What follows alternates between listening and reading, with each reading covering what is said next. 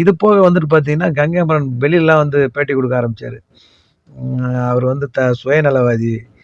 அப்படி பண்ணிட்டாரு, இப்படி பண்ணிட்டாருன்னு சொல்லிட்டு நெறைய பேட்டிகள்லாம் கூட இன்னைக்கும் இருக்கு. YouTubeல நீங்க போனீங்கன்னா பார்க்கலாம்.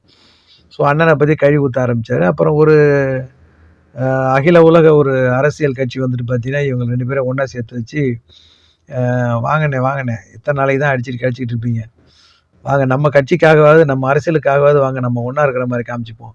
அப்படின்னு சொல்லிட்டு அந்த கட்சிகள் வந்துட்டு பார்த்தீங்கன்னா, இவங்கள ஒண்ணு சேர்த்து வேடிக்கை பார்த்துச்சு. இதுக்கிடையில வந்து பார்த்தீங்கன்னா, இளையராஜாவுக்கு பகை போச்சா அப்படின்னு கேட்டா, பகை போகல அப்படின்னு தான் அர்த்தம். ஏன்னா, இப்ப நடந்திருக்கிற சம்பவம் அதத்தான் குறிக்குது.